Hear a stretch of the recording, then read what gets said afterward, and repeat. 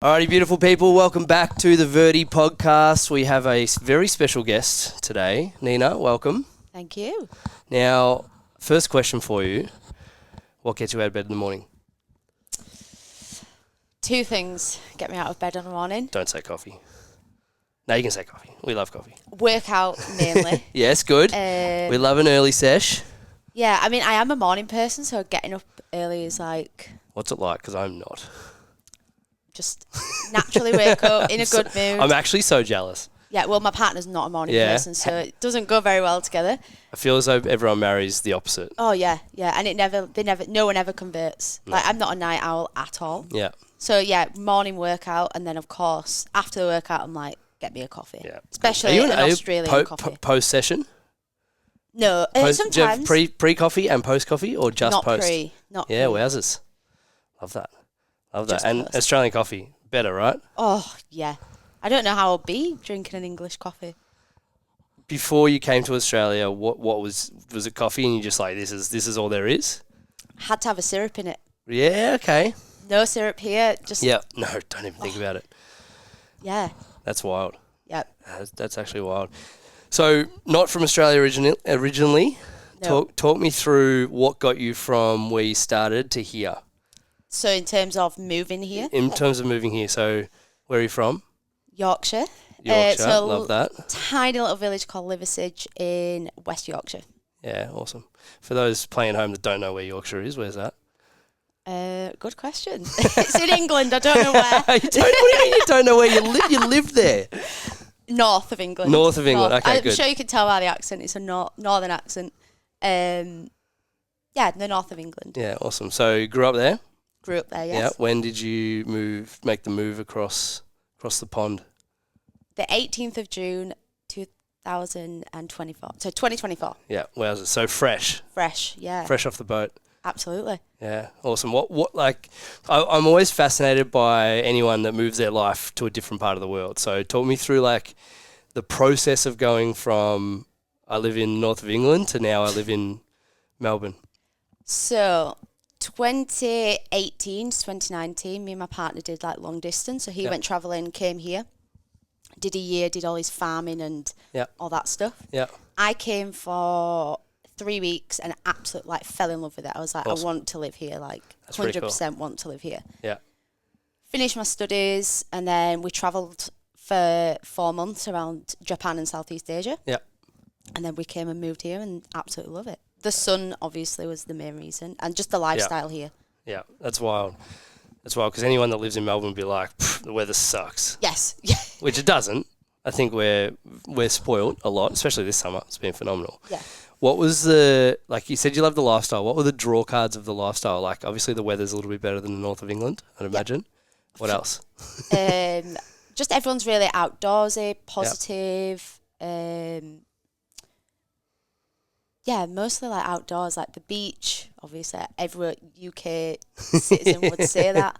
Yeah, and like everyone's active, looks after themselves. Just more of a positive country, I'd say. Yeah, no, I like that.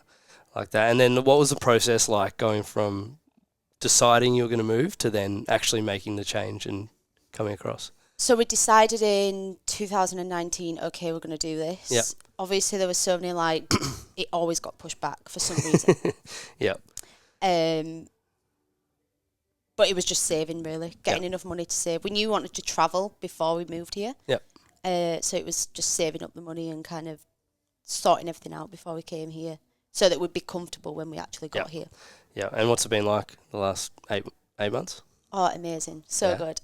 Better than I thought. Like, I thought I might get here and be like, what have I done? Because like in the UK, I did an amazing job. I've got amazing family and friends there. Yeah. And I was like, I don't know how I'll feel.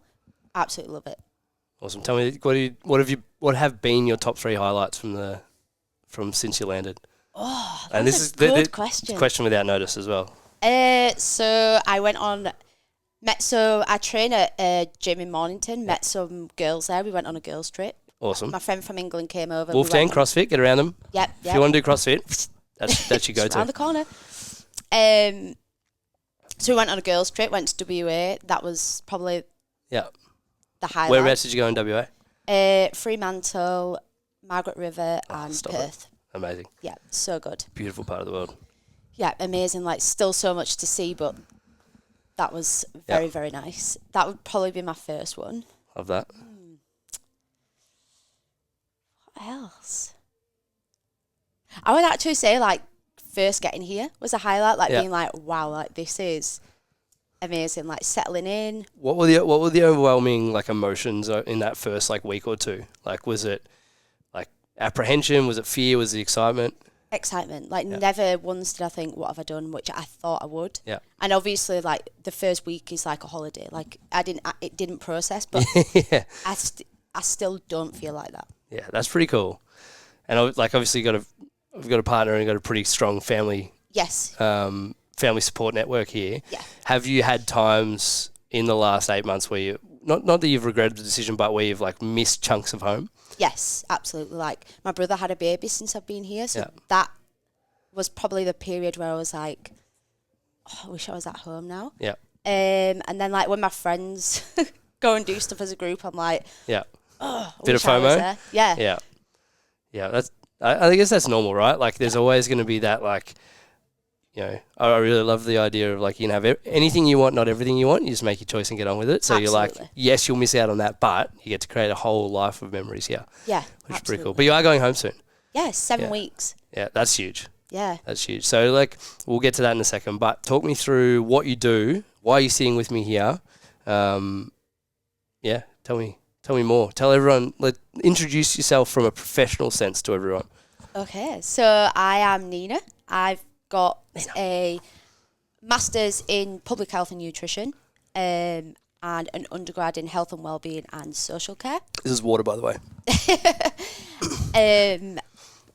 Yeah, so I did that master's degree and then started private practice. So in the NHS, in England, it's obviously National Health Service, so like public sector. Yep. Initially, that was the route I wanted to go down, but then realised, like, coming from, like, an athletic background, so, like, doing CrossFit, doing just exercising, these are the people that I wanted to help. Yep. So started working at the box that I attended in the UK, which is HX5 CrossFit. Started working there with just the members there. Obviously, already had that connection there. And then, it's just grown from there, like, word of mouth, basically. That's pretty cool. Moved here and then kept some of my UK clients, but also branching out into Australian clients, which is why I'm here. That's why you're here. Talk to me about, like, nutrition. Like, what got you into it initially, and, like, why has it become such a big part of your existence? So you're going to be like, everyone's always like, why did you get into nutrition? Thinking I'm going to be like, oh my God, I love nutrition. The reason I actually got into nutrition is why majority of people get into nutrition is I had really bad disordered eating, like ridiculous. Overtraining, eating like 800 calories, maybe even less. That was breakfast. So I was like, okay, how can I lose my weight? How can I make myself even smaller? I'll study nutrition. I'll learn new tricks. Yeah. And it's so common. Like, once I've got into the field and, like, spoke to people, so common. Yeah. Did the opposite. I learned. I sat there and I thought, in lectures, like, oh my God, what am I doing to my body? Yeah. Like, obviously in nutrition, which is a lot of people don't actually know, but you learn like biochemistry, anatomy. Like, it's so sciencey. You're in a lab for 50% of the degree, like doing like lactose testing, lactase testing, like honestly all sorts of things that I didn't even know I'd be doing. Yeah. Doing this test, I was like, I cannot continue to do this to my body. Like, no. Did the complete opposite, which a lot of people say.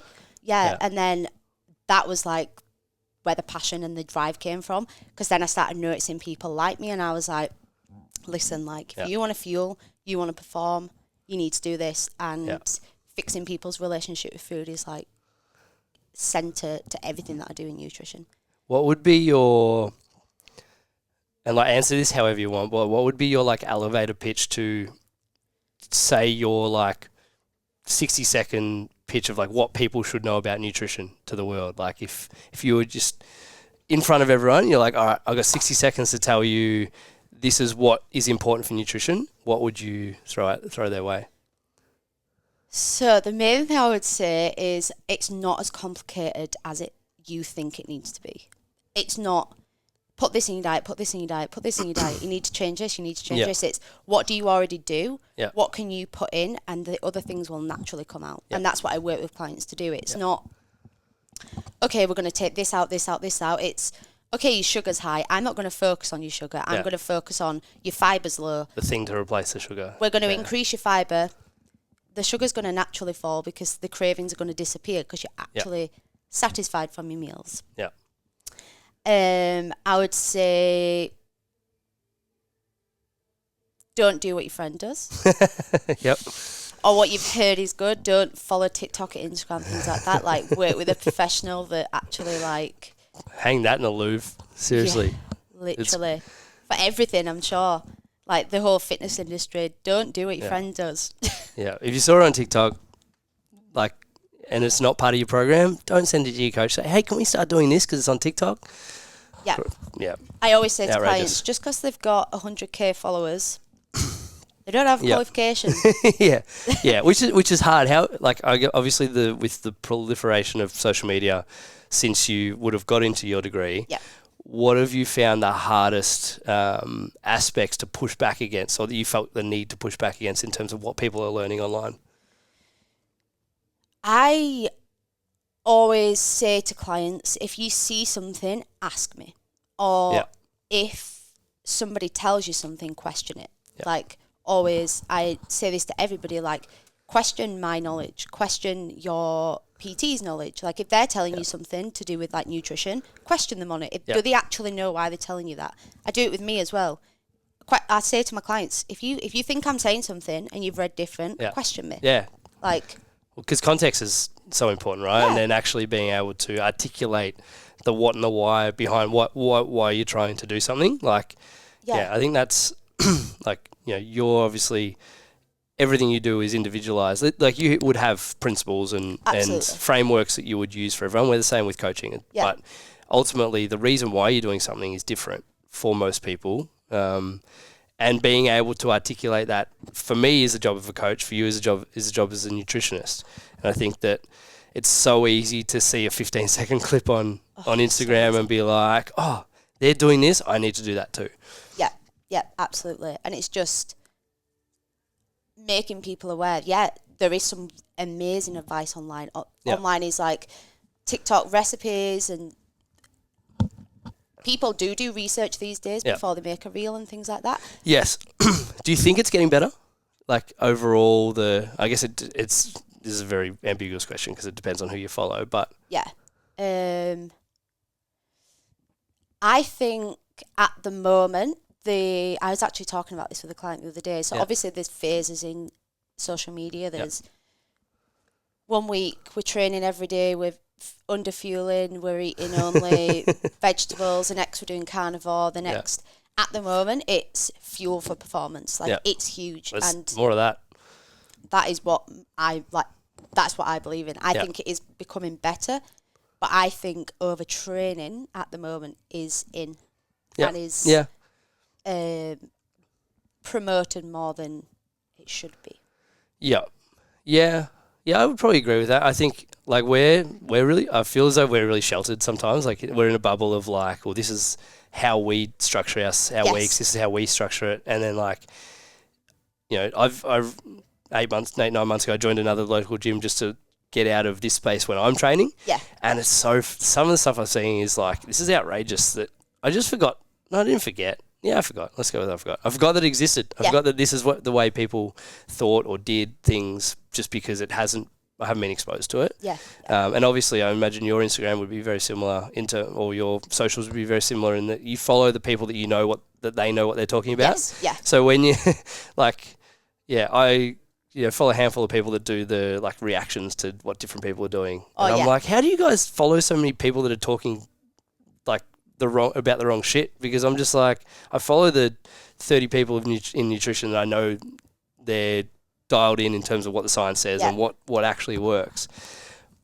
But ultimately, what we consume makes such a difference to what we believe. Yeah, absolutely. As individuals. What are on those, like, principles, what are, like, the handful of principles that you would have as, again, not ultimate truths, but the things that kind of underline your nutrition advice that you give. And I know it's individualized, and I know there's context is important, but is there like a handful that you would be like, here are my 5 things? Yeah, carbs. Like, so much fear around carbs, but if you work with me, like, you're having carbs. Fiber. Yep.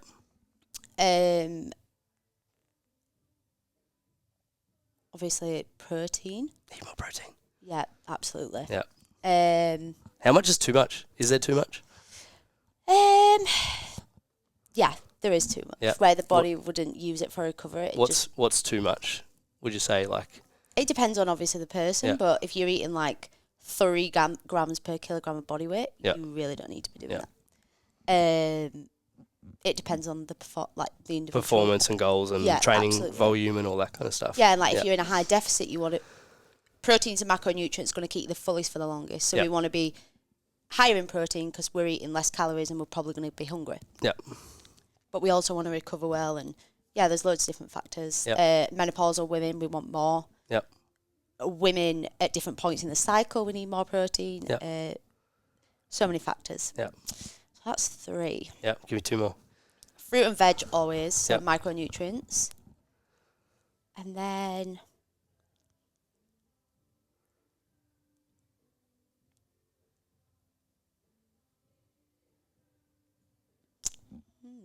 that's a trick. Right. I would say like eating foods that you enjoy, like it's not a diet, it's a lifestyle. So it's okay, how can we work towards your goals but do it in a way that's sustainable, enjoyable, and not restricted in any way. I love that.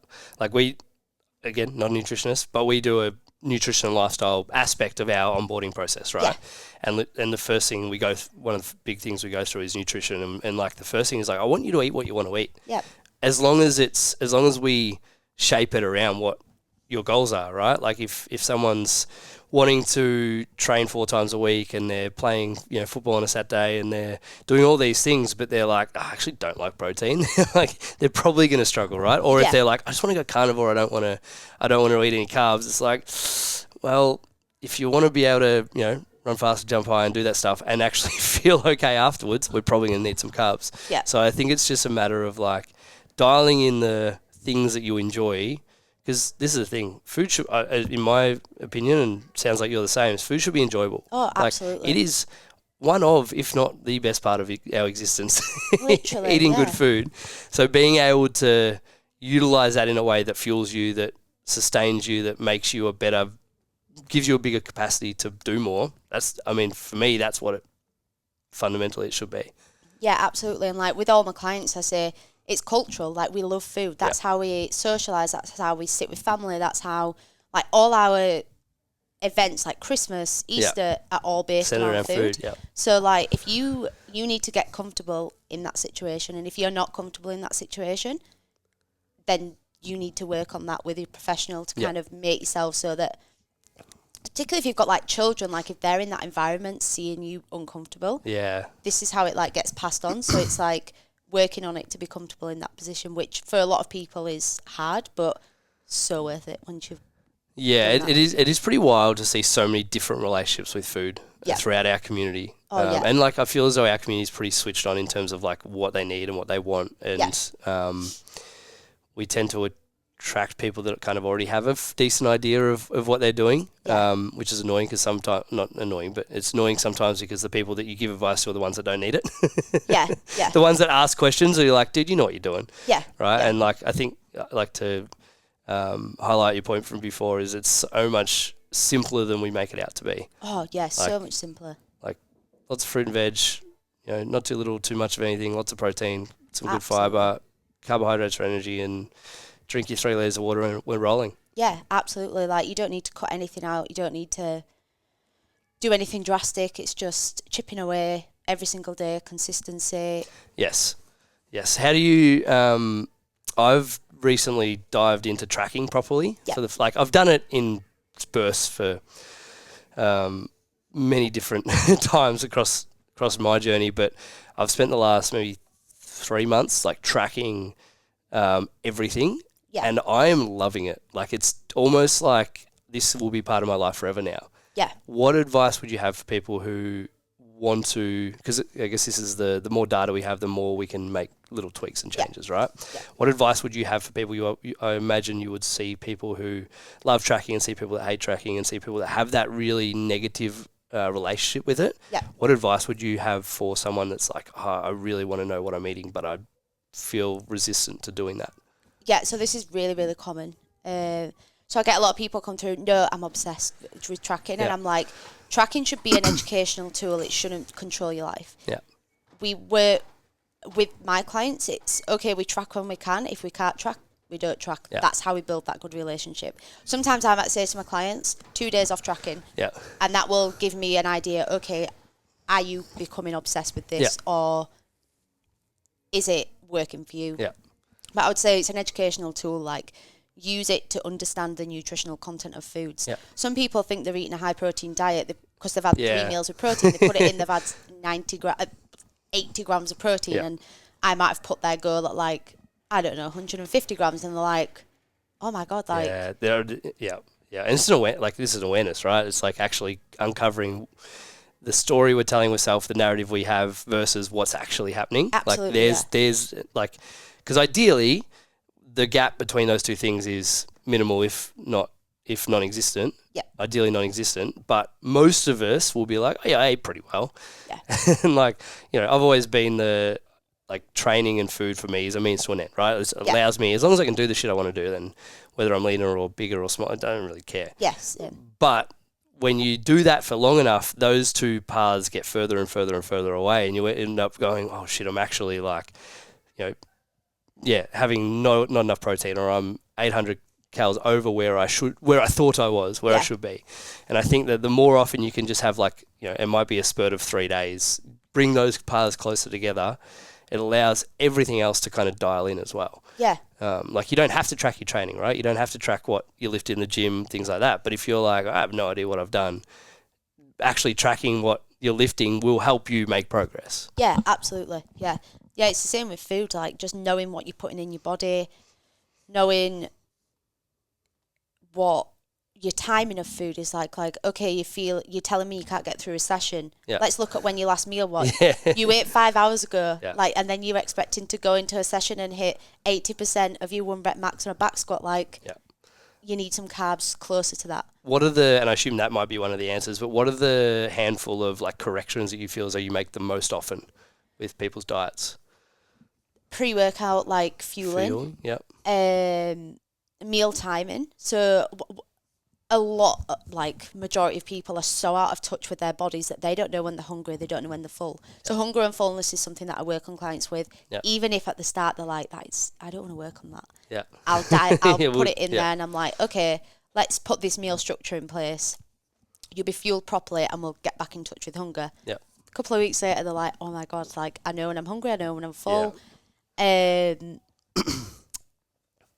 And I would probably say for majority of my clients, it's helping them enjoy food again. Yeah, good. Not just eating out of a Tupperware chicken and rice, the typical bodybuilder diet. Yeah. And they're like, oh my God, I can actually eat these things. And particularly with my clients, I lead by example. I share my meals on my Instagram because I don't share calories, anything like that. I just share what I eat because they're like, oh my God, if you eat that, I can eat that. So it's just sharing, getting them to enjoy food again. Yes. And then because I think there's that, we run into, there's good and bad foods, right? Yeah. And it's there's, I really everything's poison. What matters is the dose. It's we got to find what we want, what marries up to what our goals are and then what we want right now. And if we can find that cohesiveness in what we're eating and what we're putting in our body, then everything ideally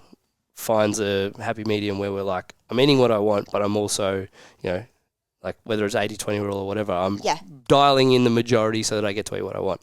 I love dark chocolate with hazelnuts. Yep. So as long as I've ticked the boxes throughout the day, I can, if I want to have half a block, I can have half a block and know that it's not going to send me skyrocketing away from where I want to be. Absolutely, yeah. It's about compromise as well. If you like that food, but you want to lose like weight. If that's your goal, then Yeah. we need to compromise Yeah. somewhere. We want to have that food, but somewhere else in the day we're going to have to compromise that in Yes. like a healthy way. Like I won't promote like, okay, let's cut out this banana so I can have that. Like, so, Sub the chocolate for the banana. Yeah. Yeah. Never. Yeah. Yeah. No, I like that. What's the what most excites you about people's progress? Because I like gym wise for us, it's really easy because it's like you get to see people get stronger and things like that. Is it for you, is it more the psychological or is it more the physical changes that people make, or both? It depends on the client and what they've come to me with. Like, Yeah. I have some high-level athletes, like Yeah. CrossFit athletes. When I see them go to a comp or I see them get a PB, I'm like, yes, like, this is why This I is do what we're that. doing, yeah. Or they're like, oh, my God, I'm squatting, like, I'm meant to be doing I'm squatting my 1 rep max that was a month ago, like, Yeah. or cleaning or snatching, and I'm like, that. I'm on the rig doing gym, like, muscle-ups are easy. I'm like, that's why I do this. But then for like the everyday like athlete or like active person, they're like, oh my God, like I'm recovering better, or I've got a better relationship with food. I would have never eaten this food before. Yeah. I'm enjoying food again. So yeah, it depends on the client. But I would say for myself, like I know that some of my clients might want to lose weight and things like that. I don't focus on things like that. I focus on like energy, training, because I know coming from that disordered eating background and wanting to be smaller, those things are what kept me going and like kept me doing what I do now and not falling back into that. Yeah. Like if you're happy to explore how you felt, like what it was like going through that, like can you paint a picture of like what your life looked like when you were at maybe your worst, or when you're in a space where you look back now and you're like, I can't believe that was me? Oh, God. Yeah, of course. Like, constantly thinking about training. But I was getting nothing. When I look back, I'm like, you was getting nothing out of that training. Constantly thinking about food, not doing, like, social stuff as much, or... Yeah. So you'd intentionally not go to events because you're like, oh, I'm not going to be able to eat there, or... I would just go and be like, oh, I've already eaten. Yeah. And I'd be like, oh, yeah, I don't really fancy anything on the menu. Like, I'm not really a fan, or... Yeah, and I know how that feels. Like, it's horrific to feel like that. You're constantly thinking about food, constantly thinking about your body, constantly thinking about, okay, when can I train next? When can I do this next? Yeah. And you know it's bad because you're lying as well. Like, yeah. Did you know, like, obviously you know it's bad, but did you realise the extent to which like you were lying to yourself, or was it more of like when you got out of it, you were able to reflect and be like, far out, I was so far away from who I wanted to be? Yeah, absolutely. Like, I was never, like, at home, like, crying. Do you know, like, people are like, oh, I was so, like, depressed. I was never like that. Like, I was at uni at the time, living in Liverpool, like, my undergrad degree. Absolutely loving my life, like, amazing. Yeah. I was never, like, hiding, locking myself away. I was still doing everything, just it would be on my mind at that point. All the time. Yeah, that's heavy. And then now, looking back, like, what's it like to be able to reflect and go, well, far out, I've come so far. I think that's pretty cool. Yeah, so good. Especially like that was like bodybuilding. Yeah. Like type just I would say like bodybuilding, like constantly like cutting, bulking, like just that kind of cycle. Yep. And then going into CrossFit and like lifting heavy weights and like Olympic lifting and like gymnastics and doing stuff that I'd never thought I'd be able to do and never thought I'd want to do. Yeah. I would have never been able to do it either. But I'd say CrossFit kind of contributed to me and like wanting to lift heavy to making that switch as well. Yeah. So you had the performance goals as you were figuring the other stuff out that kind of helped you. Yeah. Help pull you along, because you're like, well, if I want to do these cool things, I need to be making sure I'm fueling. Yeah, absolutely. Like, I remember there was a girl at HX5 in the gym at home that I went to.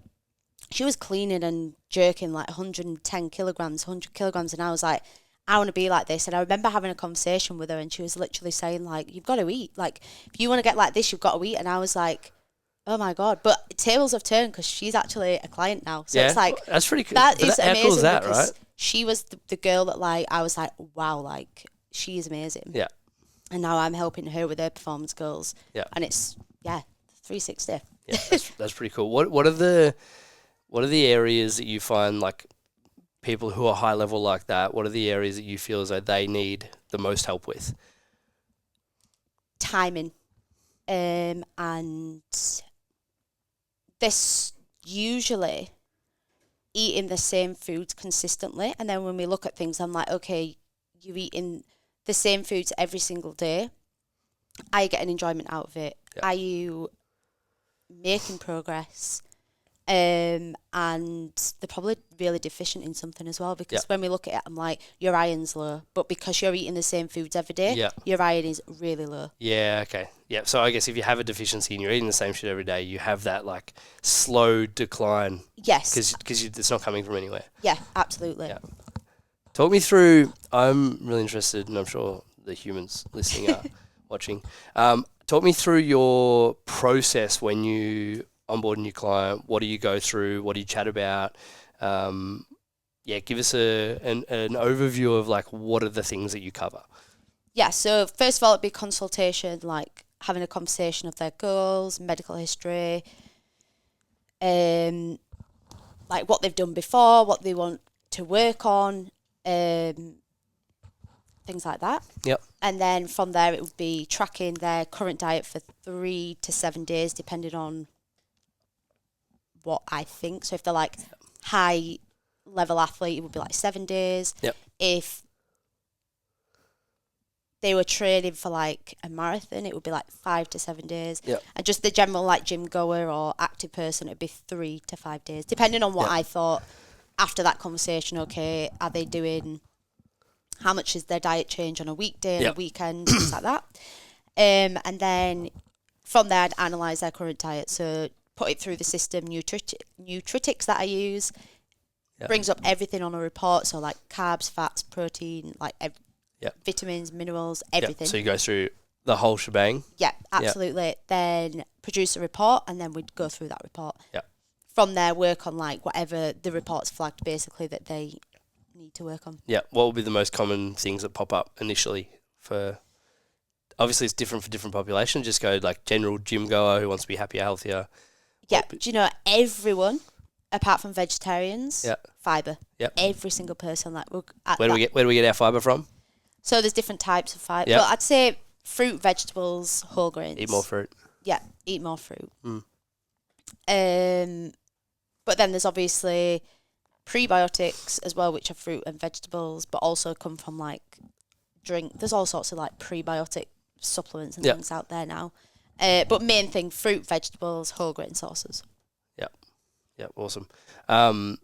We haven't spoken about that yet, but supplements. Talk me through your view, and again, massive industry, massive, like the breadth of what we could talk about is infinite. But talk me through supplements and what you would either suggest for most people or stay away from for most people. And I know it's hard giving generalized advice. Yeah, so creatine. More. Love. Literally, if you don't take creatine, you need to start taking creatine. Yeah, Mum a couple of months ago was like, should I start taking creatine? I was like, literally. It's all yours, everyone. Like, I've got a client that I got on creatine, and she's literally obsessed. Like, she's always talking about creatine to everyone, and everyone's like, "What have you've brainwashed this girl?" Like, her husband's like, "What are you doing? You've literally brainwashed her." I'm like, it is game changing though when you realise how many benefits it has and how you actually feel when you have it consistently. Yeah, it's amazing. It's the best, the most researched supplement, and literally the best supplement for everyone. And it's really cool. There's so much more research now coming out in terms of cognitive function, especially different populations, not just the I want to hold a little bit more water weight so I look a little bit thicker. There's so much more to it than that. Yeah. But even if you just want to look more jacked, have it anyway. Yeah, absolutely. Yeah. And women, don't be scared. Yeah. It's going to make you look great. Yeah. Women are scared of it. Yeah. I think because it's been kind of absorbed by the bodybuilding community, right? Like there's still, which obviously is very unfounded, there's still that fear of like, oh, I'm going to look too big and bulky and things like that. Do you still find that with your clients sometimes? Yeah, and the fact it makes you sit heavier on the scales. Like it's scary for women that they're going to sit heavier on the scales, but I'm like, no one knows you're going to sit heavy on the scales. Like, you don't look heavier. It is crazy. It's like it's an arbitrary number that drives so much of our behaviour. Yeah, it's crazy. Like, I hate the scale so much. Yeah. But I understand it's a form of progress and tracking for people. Yes. But nothing that I promote clients to do. Yeah. But yeah, creatine, number 1. Yep. Probiotics, number 2. So that Love that. is live I cultures. got on some after our conversation last week. Exactly, So yeah. Get everyone we're on 3 days in. Yep. Obviously, no big changes yet. No But big changes they're yet. We'll coming. get there. They're coming. We'll get there. Yeah, best supplement ever. Like, live Why? cultures, Yeah. gut health. So the gut is like key to everything, as everyone's probably heard in research at the moment. It's like the huge thing. Stops you getting sick, better digestion, reduces bloating, good for mental health. Like, just the best supplement. I'm obsessed. I should have shares in like Well, that's why I asked you. I was like, which one? And you're like, doesn't matter. And I was like, any. Just tell me one. There's so many. Yeah. So many. So many. But And there is same. some that are more effective than others. The way that the body kind of uses that, but what your budget is the one that you go for. Yeah, that's good advice. Yeah, what else? Electrolytes. Yep. Always. Good. Especially Aussies. Yep. Definitely need them. English, you still need them, but winter, yeah, it's tough. But still a recommended supplement. Probably as far as I'd go, which is surprising. Yeah. What about like vitamin D, supplementation, Vitamin D, fish oils? Yeah. Omega-3s for like inflammation, reducing inflammation. Yeah. But they're specific, I'd say, for like everybody. Vitamin D, yeah, probably. Yeah. Or, sorry, I'm saying vitamin. No, you can say it however you want. Probiotics and creatine. They're the things I'd say. There's your holy trinity. Dive into that. Creatine, emphasis on that one. Yeah, good. Let's talk about your training. Tell me what you're training for at the moment and what your eating looks like to support that. So, CrossFit 3 times a week. Yeah. Why only 3? Why not 7? I just have a 3-day membership. Yeah. There's a good answer. Yeah. Because you don't want to overtrain, right? You were talking about overtraining before. Yeah. And clients in the mornings can't always train. Yeah. Lifting like once a week in the home gym. Yeah. And then running once a week. Yeah, awesome. Or twice a week. Depends. It always changes. Yeah. But you're pretty active, pretty consistent. Yeah, absolutely. Yeah, awesome. Are you training for anything in particular at the minute? No, I'm not actually. Do you enjoy that, or do you like, I need something? No, I don't. I'm not good. someone that needs something good. I train well just for me. Yeah. Like, I love getting stronger. Yeah. And feeling fit, feeling good. I don't have to train for anything in particular. Yeah. Does your diet, and again, you share, like, obviously you already share what you eat on socials. Yeah. How can people follow you, by the way? I'll put it all in the notes and stuff, but NLS Nutrition. NLS Nutrition, Instagram. get around it. Follow. How does your diet support that? What do you focus on as, like, because it's kind of interesting. I always find professionals, what they do themselves, I think is like, just do that. It's like I always ask the question of, like, not what should I do, but what would you do if you were in my situation? Yeah, that's good. That's a good way to put it. Yeah, so everything sports training, like constantly thinking about recovering and the next day. Yeah. So my current eating is 3 meals a day to, I'd say 5 meals a day. Yeah. Yes, 2 snacks, but big snacks. But big snacks, Yeah, and that allows you to support your training, but also support your recovery. Yeah, absolutely. Like, I can, like, tomorrow I've got 18K run, and then I'll go to CrossFit the next day. I've recovered well of that. Yeah. Previously, I would have slept all day after an 18K run. Yeah. No more. Yeah. So if people are sleeping too much, they're probably not eating enough. Probably. Maybe, yeah. Unless you just... If you feel the need to nap all the time, eat more food. Or you've got some kind of deficiency. So that's definitely something to get looked at. Yeah. So the process for getting that looked at, what would you suggest? So I do the dietary analysis on somebody, and if something flagged up that I could easily be like, supplement or eat this, eat that, I'd do that. Or if there was something that I was concerned about, I'd get them to ring their doctors and get their bloods done. And then we'd look at that together after and be like, okay, what's the GP suggested and what would I suggest, and let's work together to kind of get you feeling better. How do you go working with GPs on bloods? Because I think it's like obviously the normal ranges for so many things are so broad, and GPs are wonderful, but their role is as a general practitioner. It's like they're not going to have as much. Speaking generally here, they're not going to have as much nutrition understanding as you do. How do you go working with GPs on like the things that you want to see in the blood test, but then also like the advice that's given afterwards? Yeah, so the thing that I always say to clients is majority of GPs I work on prevention, they work on cure. Yeah. So they're going to be looking at for a deficiency. I'm going to be looking at a potential deficiency. Yeah. So we're going to we're not working separately, we're working together. Like that doctor's going to say, you aren't anemic. Yeah. You aren't low in iron. Yeah. I'm going to say, you could get low in iron. Yeah. So let's do this.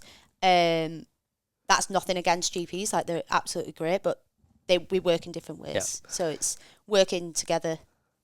Yeah. And I think that's what I feel as though that's been one of my biggest biggest things I've learned over the last 15 years coaching is like, everyone has their like little wedge of the whole health and wellness spectrum, and the very good practitioners in any field, they overlap to a point with the ones around them to be able to direct people to what they should be doing or who they should be talking to as well. I think there's like, again, there's an infinite amount of things to focus on or dial into, but if we, as a society, if our GPs can be like, I don't know, like, I know this much, go, like, this is what I want you to chat to your nutritionist about. Yeah. Because I feel as though, like, blood tests, for example, yes, it adds some requirements on the healthcare system, but I feel as though it should be so much easier to get than it is. Yeah, absolutely. I mean, I don't have any experience in Australia of having bloods, but in the UK. It's a pain in the ass. Yeah, it's not, like, it's just, I don't know, GPs gatekeep way too much. No, this health system is built that GPs you have to go to your GP to then go from there. Whereas I feel as though it should just be I want to get a blood test, you can go get a blood test, and then I can bring the results to you without having that middleman. Yeah, absolutely. Yeah, awesome. Tell me about your future plans in Australia. Like, now that you've been here for 8 months or so, what do you want your week and life to look like over the next 3, 6, 9, 12 months? Do you know what? I'd say as it is. How good's that? Yeah, absolutely. That's brilliant. Yeah, like get obviously settled down somewhere, and then keep building the nutrition, but happy with life. Like, that's so good. I never wake up and think, oh, can't be bothered today. Like, as it is, I'd say. Really happy. Awesome. Which is good. Brilliant. So Nina will be running a seminar here on the 13th of April. Yep. 10 a.m. Sunday morning. Get here. Tell us about it.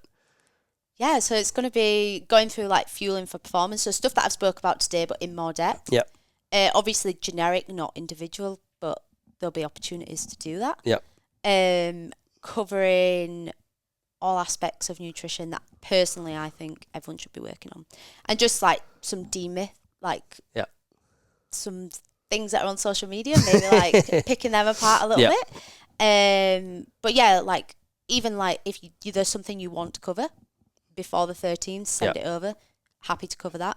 There'll be a chance at the end for like questions, but a little bit different. So it won't be a Q&A where you put your hand up and ask a question. It'll be, okay, this is done, come over and talk to me, so that you can ask questions that are actually like, maybe you might not want to put your hand up and ask a question. So it'll be a chance to speak to me one-to-one. Awesome. So all things performance, training, recovery, eating to fuel yourself to be able to do cool shit. Yeah, everything that my clients do and everything that I do is what I will teach it. Love it. And then we're working on you being available out of here as well, which is super exciting for our community and our members and everyone on the peninsula to have a kick-ass nutritionist to lean on and help you with your goals. So if you're looking for someone to help you understand what to eat, how to fuel, she's sitting next to me. Yeah. So get around it. Yeah, absolutely. I'm your girl. You heard it here first. Anything you'd like to add before we finish up? No. What's your favourite part of the peninsula? Or what's your favourite thing about the peninsula? Do you know what? The mix of green and sea. The Love. ocean. I say sea, that's English, isn't it? Same. Yeah. Yeah, that's pretty cool. Yeah, because like home is green. So it reminds me of home a little bit, but Yep. also get the... Then you get the vistas of the peninsula. It's a good part of the world. Oh, it really is. I love it. I do. Yeah, I'm biased, but I don't want to live anywhere else. No, me neither. Definitely not in England, that's for sure. Cop that. Beautiful. All right, thank you for coming on. It's been a pleasure. Lovely to get to know you a little bit better, and I am hanging out for that seminar. It's going to be a good time. Yeah, see you all there. See you there. Have a good day.